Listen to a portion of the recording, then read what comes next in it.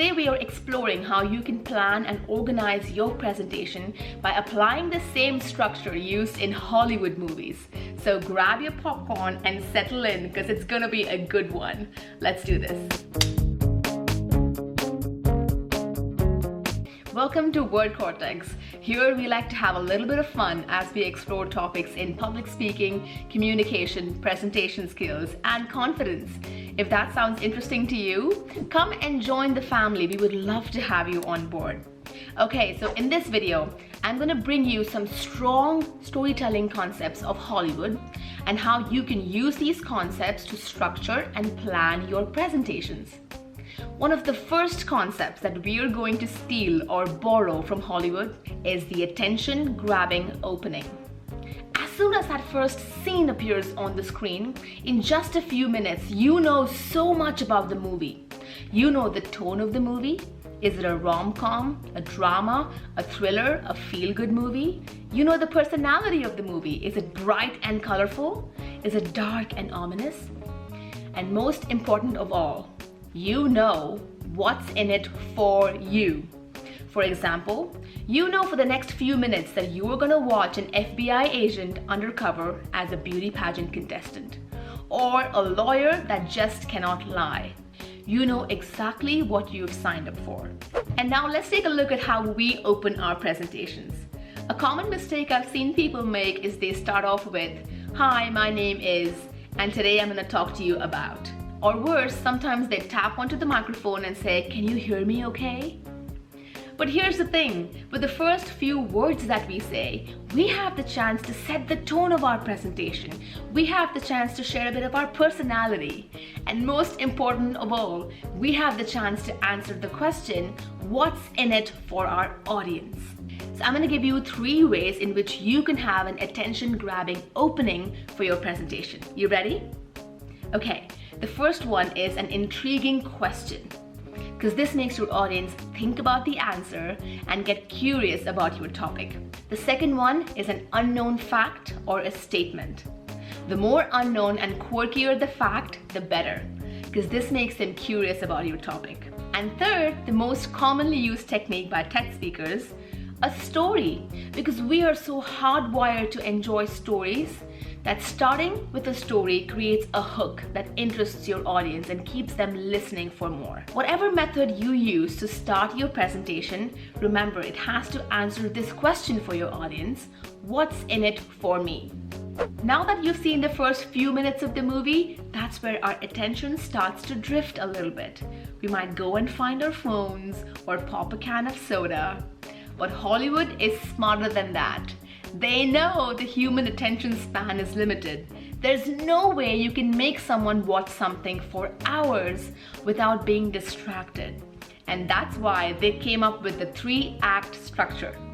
The 3-act structure in Hollywood is where the movie is actually divided into 3 parts, where the stakes are raised little by little with each act, such that you become more and more interested in knowing what happens next.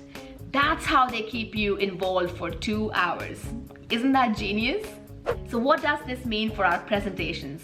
As you may have guessed, it means dividing the main body of our presentation into 3 parts. A typical 3-part structure for the main body is the problem, the solution, and the benefit. This structure works well for scientific and technical presentations. It also works well for selling a product or service, where you present the problem the client has, the solution that you have to offer, which is your product or service, and the benefits of why they should choose you over others. Some other ideas for the 3-part structure include a progressive workflow, step 1, step 2, step 3, so you can demonstrate how something is done. If you're giving a weekly update, you could pick topics, topic 1, topic 2, topic 3. And it works best if you're able to position the topics with increased interest for your audience. In case you're wondering, why is it 3 parts? Why not 2 or 4?